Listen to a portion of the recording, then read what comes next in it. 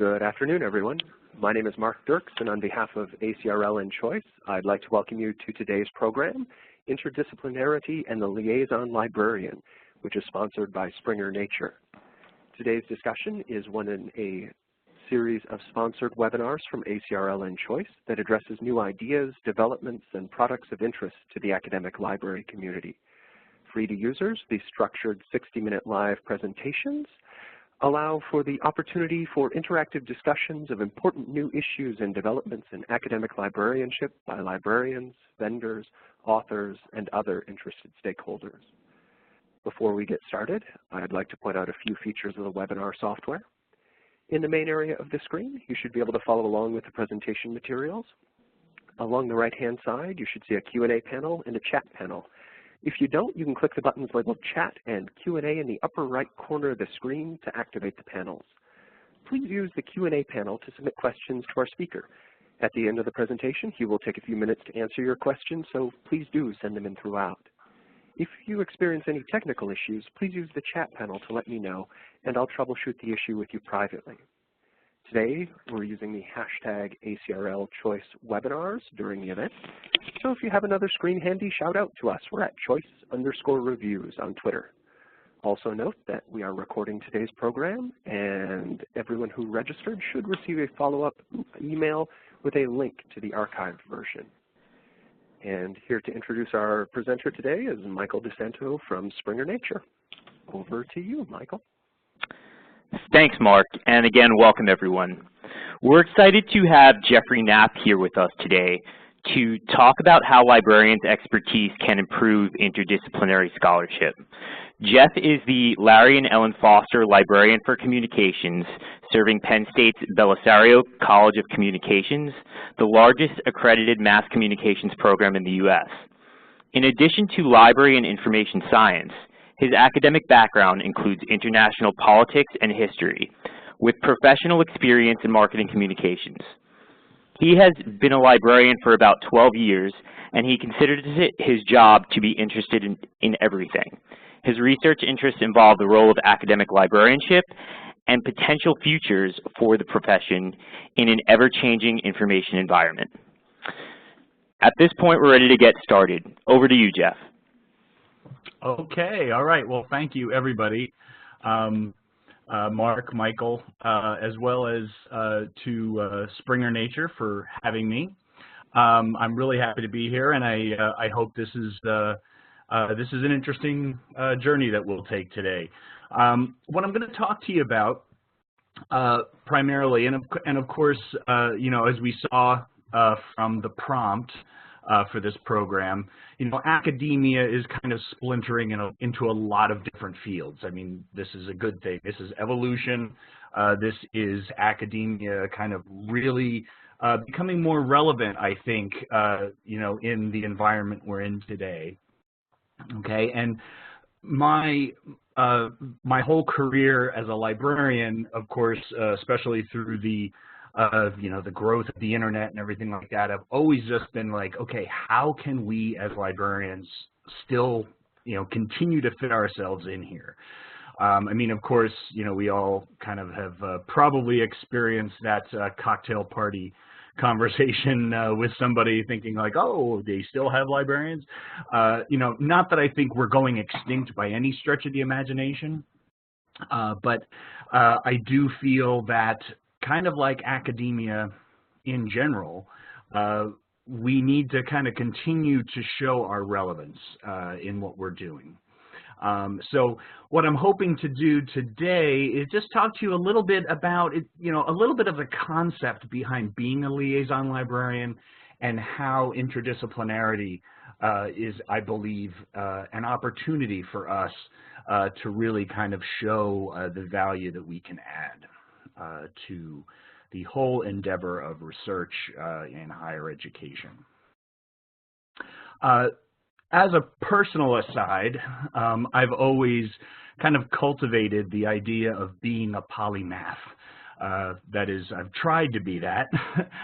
It's always been, I've always just been kind of fascinated by everything. And I know we all have different reasons for becoming librarians. You know, for me, I know I have to admit that I just was kind of interested in a lot of things, and librarianship for me was the path I felt that I could kind of holistically approach knowledge and working that way. I often cringe whenever anyone asks me what my favorite book was as a child, mostly because, if I'm being honest, I have to say it was the World Book Encyclopedia. I used to just sit there and just kind of read it and really like seeing how the information kind of connected to something else, and there was like that see also note and things like that. So just as a way to kind of lead up into the basis where I'm coming from. So I want to today talk about cultivating an understanding and appreciation for interdisciplinary research. And through a series of analogies, hopefully demonstrate some ways that our profession can fit into this area and provide meaningful services for it.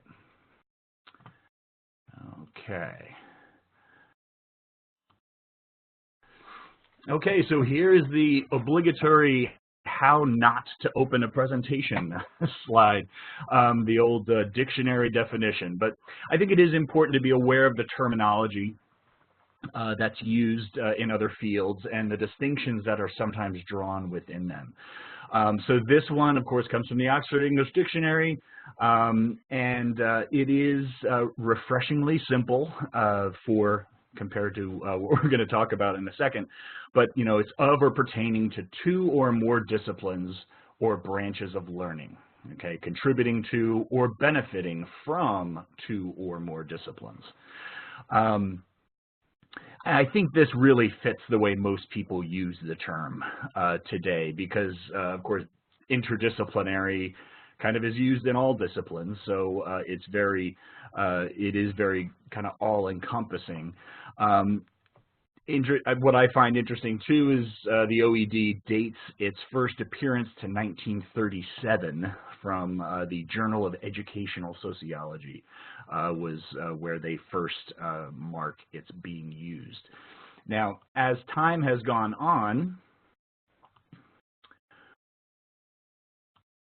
okay, information scientists, have really kind of weighed in on this and thought about it a great deal. And, there have been a number of different definitions that have been put forward to kind of discuss the different types of interdisciplinarity. One forwarded by Klein is multidisciplinarity. And multidisciplinary situations are where, everybody, maybe all the participants in a situation use their separate disciplinary approaches, but they use them around a common research interest, okay? So imagine a research project that's going to be looking into a lot of different, say, demographic factors and medical factors and things like that of a population, and then you just have the individual members, say a physician as well as a sociologist and, people like that, kind of really doing their own thing, but working towards a common goal, okay? But really the disciplinary boundaries aren't crossed so much.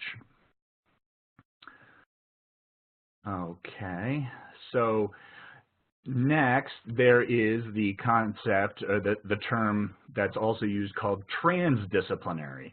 Okay, and this is a sort of bridging approach that transcends the narrow scope of worldviews.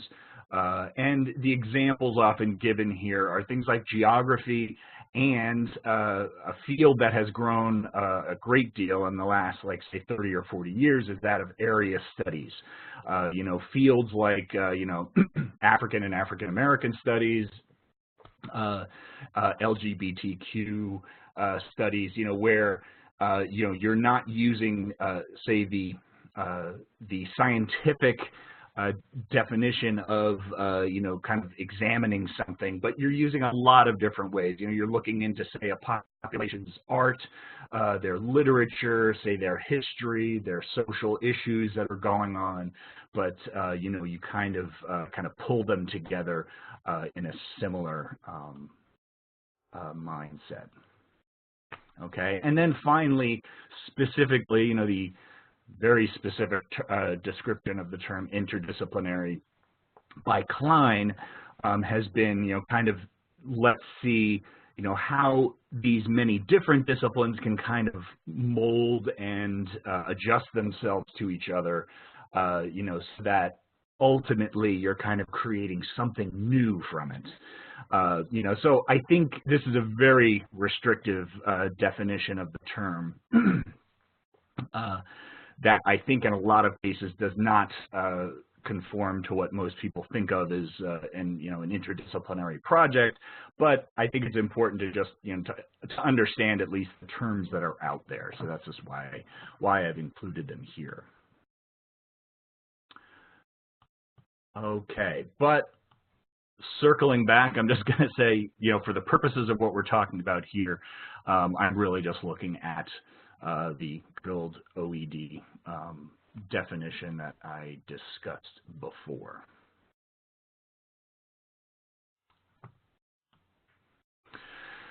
Okay, so what we think of as interdisciplinary research really has its roots in the birth of the social sciences. In the late 1800s, early 1900s was where the social sciences kind of started being built. You know, prior to that, you had either the hard sciences or you had like the humanities. So, you know, you're either talking about chemistry and physics, or, you know, you were talking about history and literature and classics and things like that. Social sciences kind of took a lot of scientific perspectives and procedures and applied them to a lot of other areas. You know, this was kind of a new thing at that time.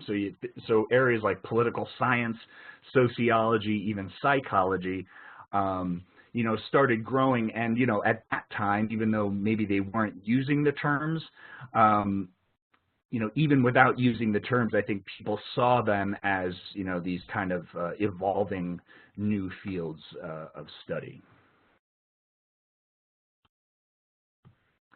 Okay, so then also just to,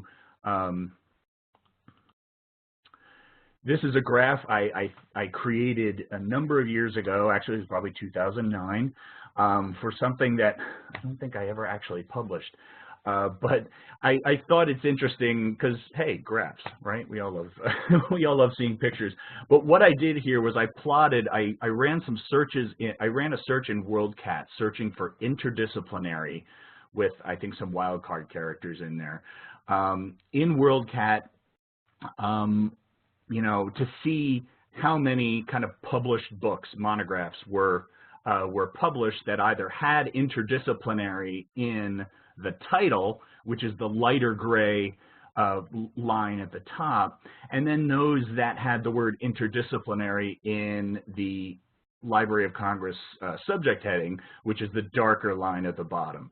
So I don't know, a few interesting things I see here are, you know, of course, the subject heading terms kind of lag behind, you know, the real world usage, because you can see it kind of taking off, you know, the word taking off in the title, you know, probably around the late 50s. And then, you know, it kind of started coming along as a subject heading, looks like in the early 70s and moving onward. But you can see there was kind of a spike in the late 60s and early 70s, and kind of where it took off and was really kind of a major movement. You know, this also kind of corresponds to the growth of higher education in the United States.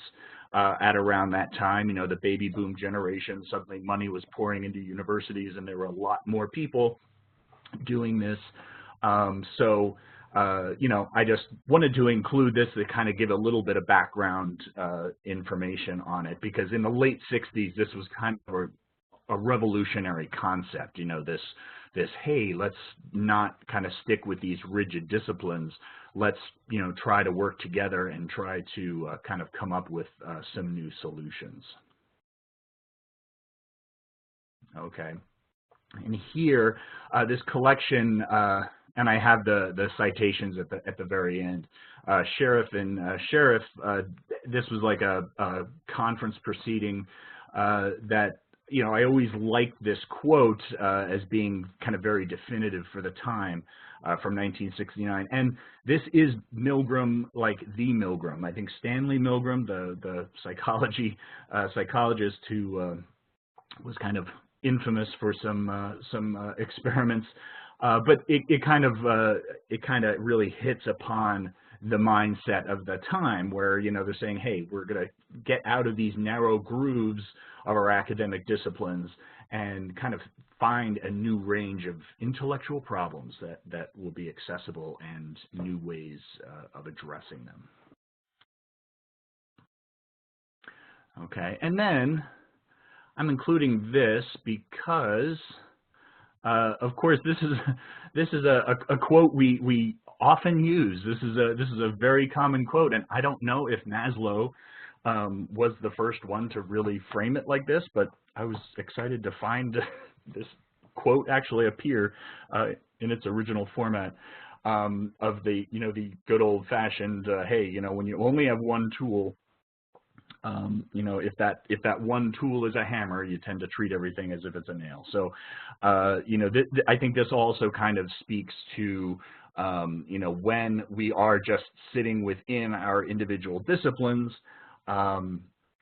if we only use what we have at our disposal within our disciplines, we'll tend to just kind of use those as or think of those as the only options we have for coming up with solutions, whereas if we can kind of branch out and network with other scholars, hopefully there can result some better or different results that can hopefully be more better address those things.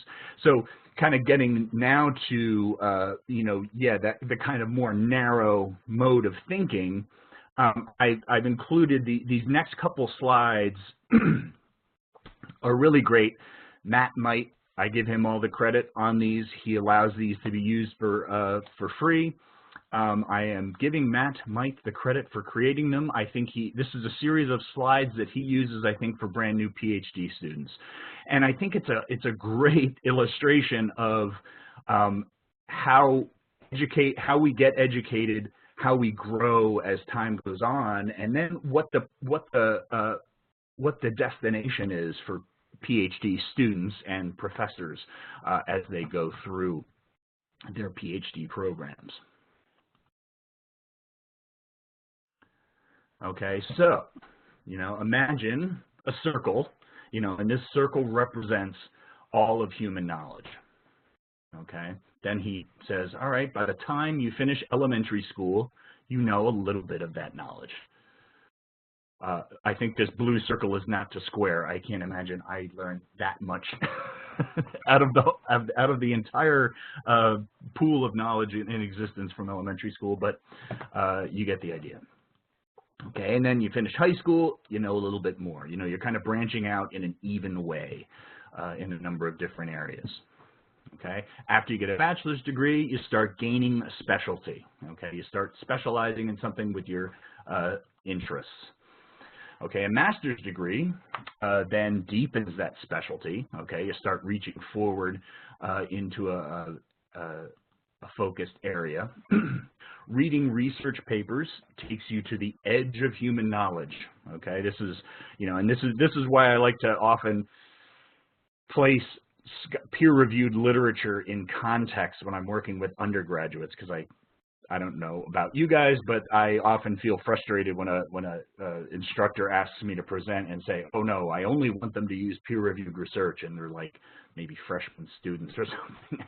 I said, but they're going to be able to understand it, because that's what peer-reviewed research is. I say that's the stuff that's right on the edge. It's the bleeding edge of knowledge. Okay, so you start reaching there, and then when you get to that boundary, you start to focus. Okay, where you see that square. Okay, and then as you're a PhD student, you're pushing at that boundary for a couple years, you're pushing away, and then finally, hopefully, one day that boundary gives way. So you see that little kind of pimple that, that has formed there, kind of pushed the boundary out just a little bit. Okay, that dent, he says, is the PhD. Okay, so now when you're that person and you've gotten that PhD, the world looks different to you now, right? I mean, this is now what you see. This is the area that you're concerned with. Okay, it becomes a very different view. So he just kind of cautions them, hey, don't forget the bigger picture. Okay, and remember that you know, he points out that little PhD pimple on the edge. Okay, don't forget the big picture and keep pushing. Okay, so a nice little you know, enthusiasm builder for PhD students. And I see that and I think, yes, that's the way it should work. But, you know, I think also we need the role within higher education of kind of promoting the whole, you know, trying to keep people also aware of the big picture. Okay, because sometimes, you know, those individual focuses that that PhD students have can, you know, can sometimes they benefit from that. Okay, so moving right along. Okay, so benefits and motivations. Okay, what have I been getting at? What benefits can interdisciplinary research provide for us? Salter and Hearn, 1997, another great framing of the situation. Research is interdisciplinary because many research problems cannot be easily addressed from within the confines of particular disciplines. They require a concerted efforts of many different people with differing perspectives. Okay, and that's another very important point. Okay, so why is it? Why does this do these different perspectives benefit the overall research? Surowiecki, in his book Wisdom of Crowds, I often argue it's kind of a little bit about that. You know, Wisdom of Crowds term, of course, was used many years ago, or became much more commonly used, I think, after, you know, the growth of Wikipedia and, you know, how do we harvest this wisdom of crowds in order to get the best information, which didn't always, of course, work, but has worked in a number of ways. But Surowiecki relates a really interesting story that I think is important in understanding the, you know, the overall consensus view and sometimes the accuracy that can result from a large number of specific opinions or specific expertise in an area. So he relates in 1968, the USS Scorpion, which was a submarine, sank in the North Atlantic Ocean. The Navy believed it could be anywhere in a 20-mile circle. Okay, so they had a radius they thought it could be in, but it's still a very large radius. So rather than consult just a handful of experts in submarines to estimate the location, they assembled this broad team. They got mathematicians looking at it, submarine experts, salvage experts, you know, people who work in kind of the different surrounding professions dealing with it, and each kind of placed a wager as to where the final location was. They ended up incorporating all of their locations into a formula, ran it through like an algorithm, and when it was ultimately found, it was 220 yards from the estimated location. Okay, I've often heard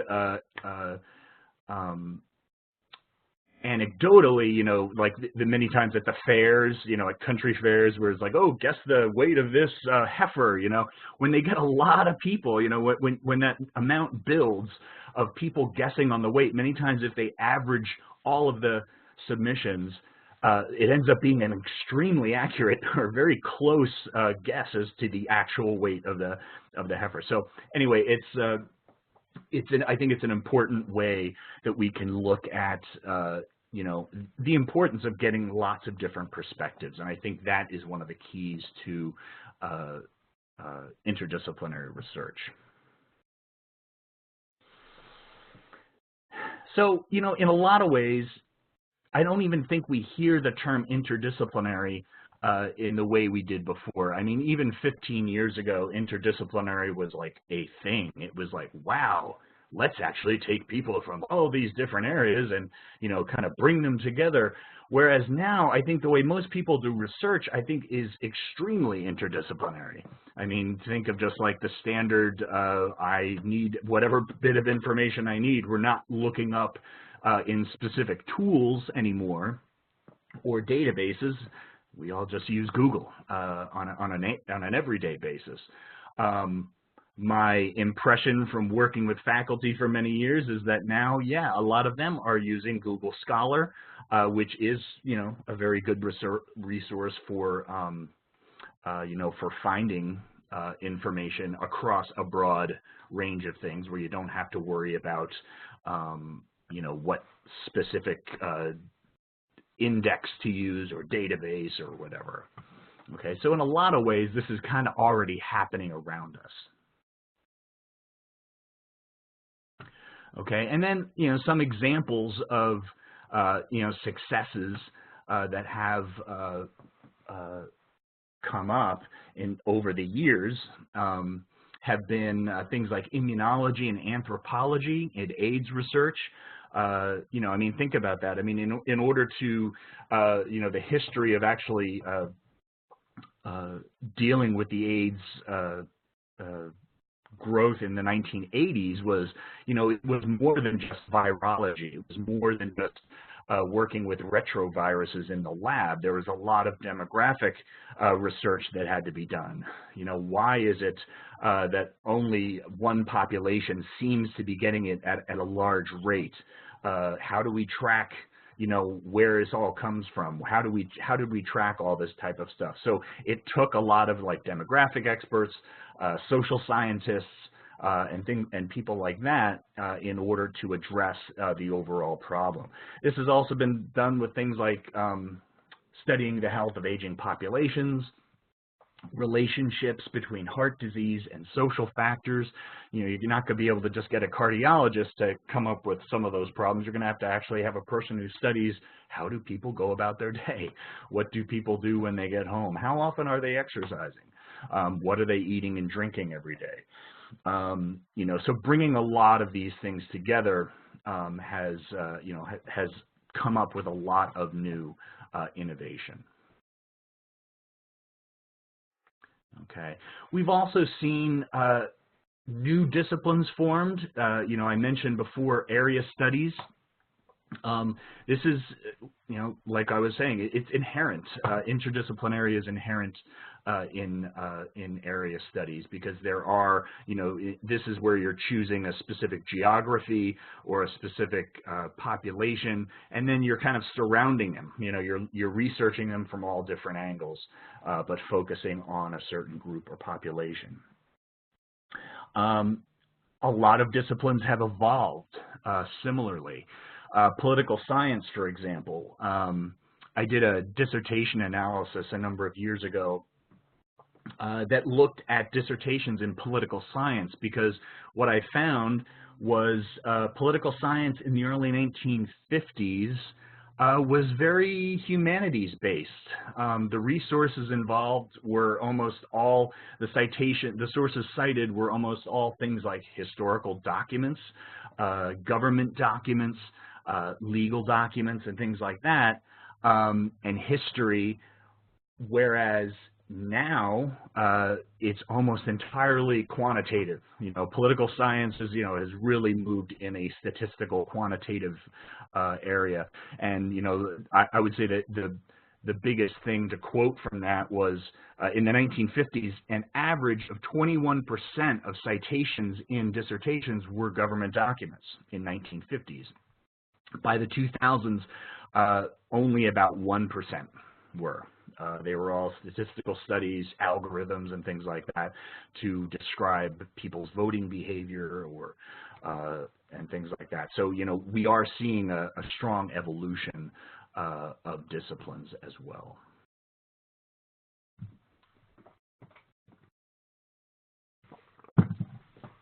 Now, in my opinion, I think one of the ultimate benefit, especially in the days we live in right now, is that interdisciplinarity also helps in increasing the explanatory power, and as Caruso and Roten are saying, immediate relevance and the practical applicability of research for solving real-world problems.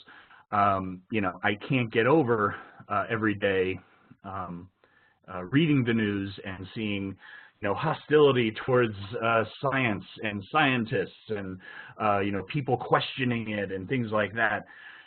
I think, you know, maybe for a long time, scholars have kind of neglected the, hey, let's get people to buy in on this. let's help them understand it, as opposed to maybe arrogantly just kind of assuming that forever people would always trust and respect the findings of scientists. So I think any method of going about research that kind of takes this into account and kind of helps scholars to explain what is really going on and what they're working on, I think is always going to be a good thing. I know personally from working with faculty in journalism, there's a huge movement towards science journalism, you know, enlisting journalists to better explain the results of different types of research so that they're explaining it better, because of course that's also a common complaint among scientists is, you know, a popular news format, a media outlet or something does a report on their research and then totally gets it wrong or overstates what the benefits are. So, you know, I think this is very important. I think, you know, academia does not have the same dominant position it had many years ago that, you know, I think we do need to sell what it is we're doing better. Okay, so what are some of the barriers? What have we been running, what do scholars traditionally run into when, you know, when they do, say, try to initiate some interdisciplinary research? Well, a couple things I've found from the literature is, you know, Hansen quotes, you know, some people, you know, kind of consider it parasitical, that it's a poorly defined concept. You know, there's always going to be the people who kind of think, oh, this is just some more fluttery terminology with no real use, you know, and it's difficult to implement, things like that. Also, some people kind of look at this as like, oh, this is just another excuse, you know, to cut jobs and departments, you know, rather than having two different departments, let's just have one and we'll call it interdisciplinary. You know, so there's always been kind of concerns from that regard. Is this just kind of one more gimmick that they're trying to sell us on? So, you know, these are important things to kind of, you know, to be aware of. Excuse me. Okay, so some of the other barriers would be like disciplinary cultures. Not all disciplines work the same way. We don't all publish in the same types of literature. We don't all use the same research methods. You know, so there's always going to be, you know, okay, how do we get these to work together, these different methodologies and approaches. Also, we can talk about the, you know, the concept, you know, the terminology differences. Sometimes one discipline uses one term to describe something, another time another, you know, another discipline will use either a different term to describe the same thing or the same term to describe different things. You know, so those are also things that have to be kind of negotiated and people have to be prepared for when they are working with people from other fields. An example I can think of right off the bat is In librarianship, we talk about information literacy. Well, in mass communications faculty, well, they call that media literacy in a lot of ways. There's not entirely overlapping, but there's a great deal of overlap there. Mass communications journalists often do things, content analysis, where they are examining printed records, news reports, and things like that in large quantities and showing the trends that kind of result from that.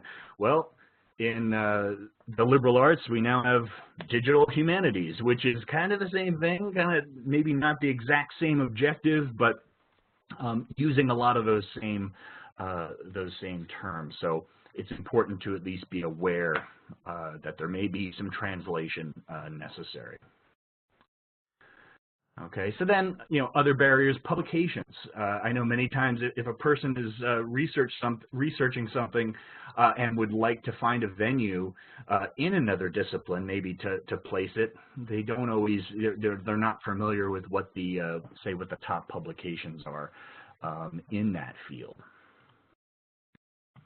Okay, and then of course funding. I think this has really improved over the last 10 or 15 years. I see plenty of interdisciplinary calls for proposals from like National Science Foundation and things like that. So I think this is not the issue that it was in the past, but still many grants are generated from organizations that are based within disciplines. So sometimes making that sell might could possibly be a problem. And then the very simple like a child going to kindergarten, making friends, extending themselves into unfamiliar territory. It's kind of hard to make a connection on your own if you don't at least have some guidance, at least helping you out with, maybe who to go to, who to talk to, and things like that. Okay, so now how do we address these barriers, okay, as librarians? I think we are uniquely positioned in the Academy to work with this. I mean, we're kind of these, in many of our institutions, we have faculty status, but, we're not so much as concerned with working with library and information science as we are with working with all these other departments and disciplines that we work with. So we're always kind of have our feet in two different buckets. So physical spaces in our libraries. Libraries can offer a neutral turf. For example, a lot of libraries are implementing the knowledge commons or information commons concept, where we're not breaking down libraries along disciplinary lines. I know at Penn State we've had kind of disciplinary libraries broken up with individual service points and things like that, where we've had a social sciences library, an arts and humanities library. We're still kind of organizationally split up that way, but we are moving more towards let's have a unified point for people to come to for help, so that those people can then move the people on to the proper area. Because I don't think most people anymore think of, I have an historical question, so I need to go to which library? Would that be humanities? It's, we need to kind of meet our patrons where they are at, because kind of like we were talking about before with Google, Google doesn't require you to do that. You can just throw in your words and it'll go across that. But, I think libraries organizing and offering physical spaces for people of different, different departments or areas, I think is a positive move. Okay. Social collaboration, I can't talk about this enough. Academic book clubs are something that I've seen, tried, and have worked, I think, have been a positive motivator.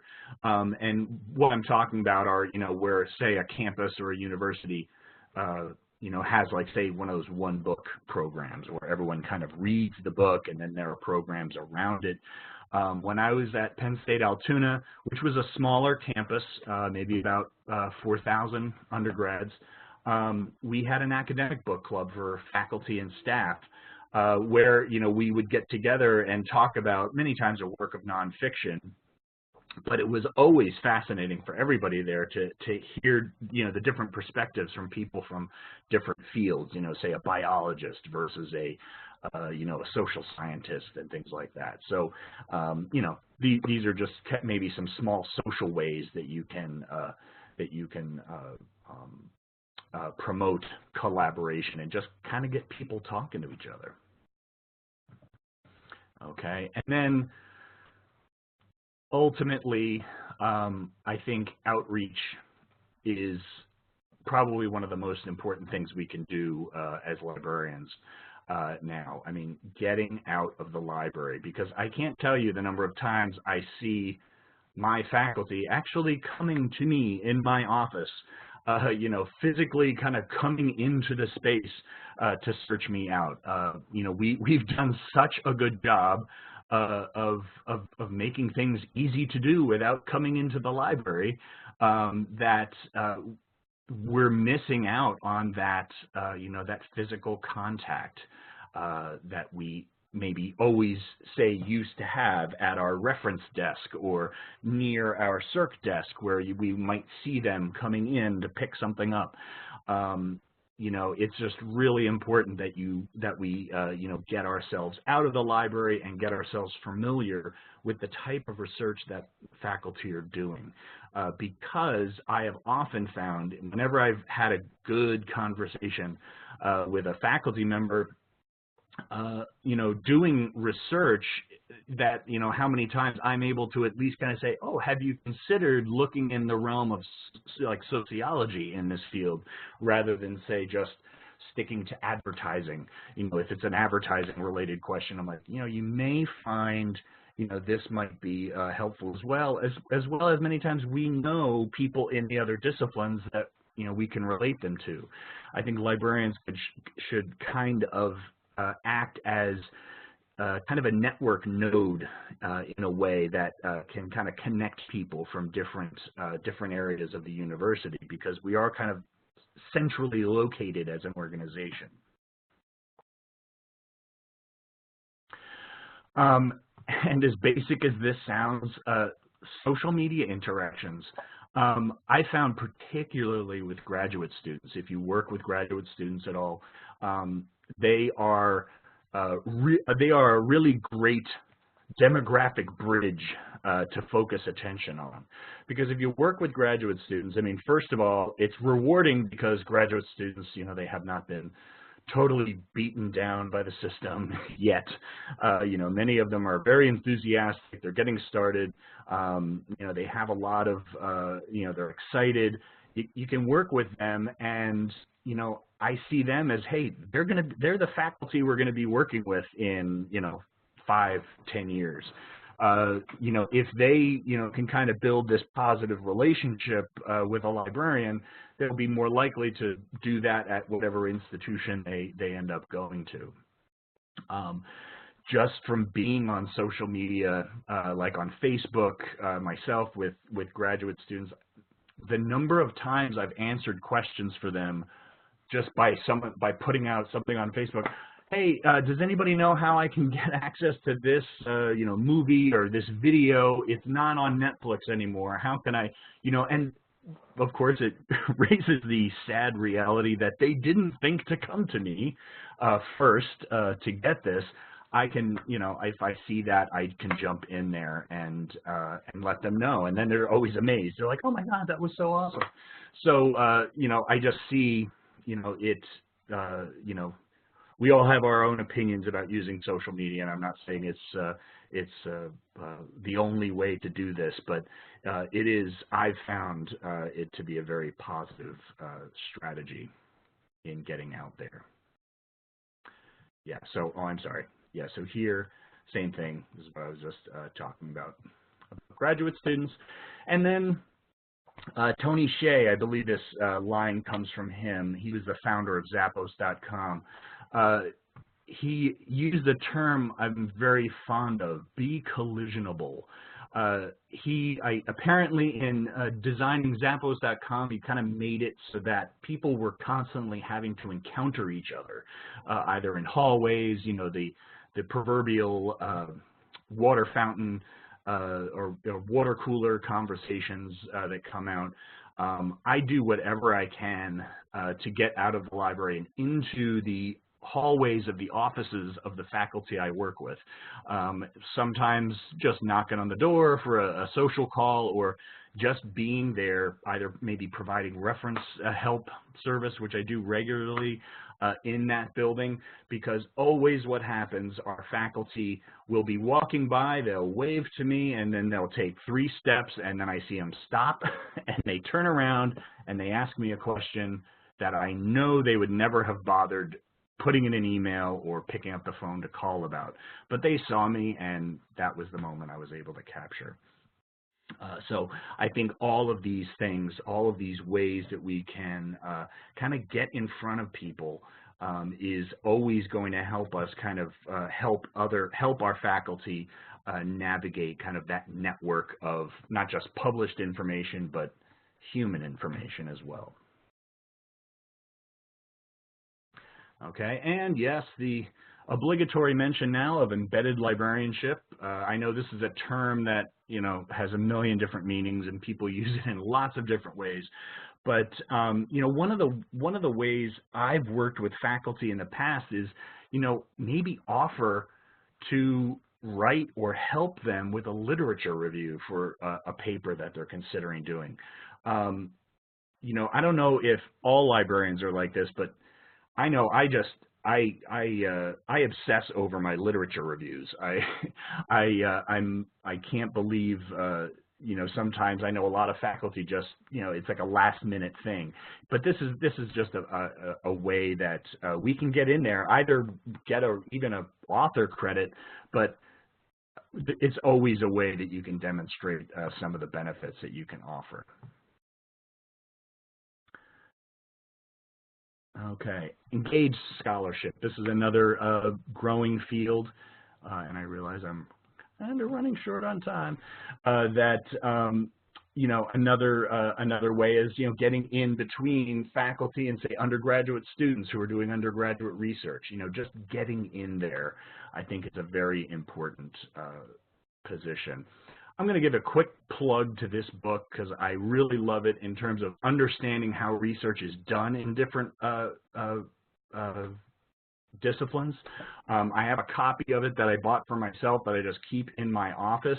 I used it more often when I used to do research in a lot of different areas, or not research, but I used to do instruction in a lot of different areas. It's broken out by chapter, so you can just get a quick overview of, you know, hey, what are the types of literature that these different disciplines use. But that's just a plug for that. And let's see, yeah, mining terminology. I actually talked about that a little bit already. Discovery systems, which are becoming much more common. We use Summon at Penn State. Of course, this is a way that you know, faculty can kind of get themselves into academic literature, but at the same time, you know, kind of break those barriers. You know, getting past the not just searching in, say, psychological abstracts or something, that they can actually branch out through that. So our role as librarians, you know, is really kind of the focus of this in my mind, is, you know, just really trying to cultivate that interest, if not everything, you know, just kind of a broad base of knowledge, you know, so that you can at least make some connections in conversations with the faculty that we serve. And I'm just going to close with this. Is one of my favorite quotes that I read on a blog years ago. It's from 1964, and this is a philosopher who actually came up with this. But he kind of talks about how, you know, librarianship does kind of deal with the whole, you know, the everything type of thing. So I think it kind of gets to the heart of maybe the mindset we should have when we are working with our constituents. Okay, and then those are my references. I'm sorry I have kind of gone a little longer than I had hoped, but I see that we still have some time for questions or comments. If anyone has any other interesting ideas, I would love to hear them.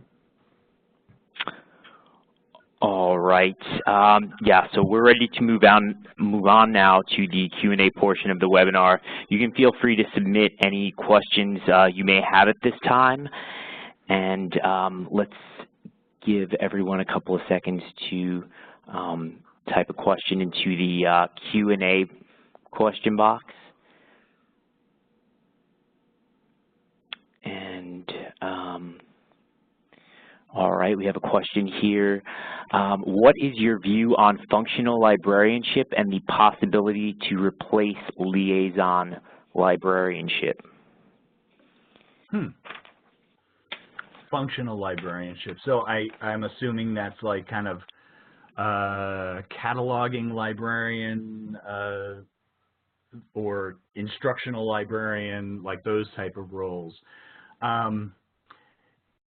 I see librarianship or liaison librarianship as kind of encompassing a lot of those roles. I think it is important to have those specialists, like, for example, instruction librarians. I consider myself partially an instruction librarian. It's not all I do, but it is important to have those specialists in those functioning areas, because, of course, there are times I'm not sure how to approach something, so I consult with them. Just like with interdisciplinary research, I think, as liaison librarians, we need to, of course, cultivate the network of our own colleagues so that we can talk to an expert in a field that maybe we're not as strong in to get help with. So yeah, I don't see liaison librarianship really replacing them, but I think liaison librarianship to me is something that's a little bit more than just, hey, you're the one who buys the books for communications, okay, and I'm going to do, I think it really, I think we really have to kind of expand that notion to really be kind of diplomats in a way for representing the library, as well as doing our best to serve, the people in our areas. I hope that answered the question. Okay, great. We have another question here. Do you believe that the explosion of interdisciplinary practices are being reinforced in library school? That is an excellent question, and one, unfortunately, I don't really know, because it's been a long time, of course, since I've been in library school. I would hope that they do. I would hope that they're not sticking to kind of the traditional, like for example, when I was in library school, you had like the class like bibliography of the humanities, and where you studied those. Again, very important stuff. I mean, we do still have to remember, how to do the research in those for those specific types of materials. But I think there is a important role in making sure that librarians do understand that this cooperation is taking place, and it has to kind of move forward. Another thing I'll point out, I think I left out of my presentation, was also finding interdisciplinary research centers at your institutions. They are out there. They might not always have interdisciplinary in the name, but contact those research centers, find out what they're working on, because many times that's the reason, is that they want to bring in people from different fields together, and talk to them and offer to be their contact, and usually they're always happy to get the help, I found. All right. And here we have another question. Do you have any interdisciplinary tools, databases, or apps you can recommend? As far as I have worked with, I mean, most of the time, Of course, Google Scholar is out there. I know I use that. I'm old school in the fact that I will always consult the scholarly database or whatever for the fields I'm working with, but a Google Scholar search is a great way to enrich that by kind of pulling up a lot of other material that might be related. But you know, there are like things like Web of Science, you know, I find are good for kind of giving a broad collection of a lot of different materials. But my strategy is usually, when someone approaches me with an interdisciplinary research question, is not so much look for a tool that will have everything, but I do try to kind of shrink the haystacks, as I like to say, by at least trying to figure out maybe what the disciplinary DNA is of that question. You know, kind of say, okay, I see a little bit of demographic information that might come out of this. There is a social science component, but then there's also the science. You know, so I try to at least conceptually break it down, and then go to the specific resources for those fields. That's usually the way I try to attack it. Great. And another question here. What type of icebreaker activities do you suggest for new librarians who are trying to become recognizable to departmental faculty? I definitely, I mean, I would first start with asking for a meeting maybe with the department head, just to have a casual chat, you know, to introduce yourself, let them know some of the things that you can do for them. And then, you know, try to work up to maybe, hey, would you mind if I just introduce myself at a, you know, at a departmental meeting or something? You know, make it clear that you just want to kind of hop in and say hello. That is a huge barrier. That is a huge step to take over just kind of the email blast, you know, that says, blah, blah, blah, I can do this for you. I mean, people seeing you, you know, you'll definitely be more likely to, you know, to have them recognize you then in the future and maybe work with you. But you know, you start with things like that just to kind of, you know, break down those initial barriers, and then, you know, seriously, I put on my calendar time to just kind of walk the hallways of the buildings where I know my faculty have offices. You know, if I don't see anybody some days, it's no big deal. But if I see some people, you know, many times it's just friendly conversations I might have, but almost always, you know, it just makes them much more comfortable with you then to ask you a question about what you're working on and how you can help them. Great. All right. Well, thank you for all those great questions. I know we have some more questions. I will forward those to Jeff so that he you know, can get back to you on that. It does look like we're ready to wrap up our time together today. We hope you gain value from learning more about how librarians can add value to interdisciplinary research, and I will turn it back over to Mark now. All right. Well, thank you, Jeff, and thank you, Michael. As Michael said, this is Mark from ACR Ellen Choice. Just want to say thanks to both of you for spending some time with us today and for talking through this really interesting topic. I'd also remind our viewers that we did record today's program, so be on the lookout for a follow-up email from ACR Ellen Choice with a link to the recording. And I'd also remind you that you should see a link to our brief 5-question survey in the chat box there. If you could take a minute to fill that out and let us know how we did, we would really appreciate it. So thanks to all of you out there for joining us today. I hope you enjoyed the session, and I hope the rest of your day is great. Yes, thank you, everyone.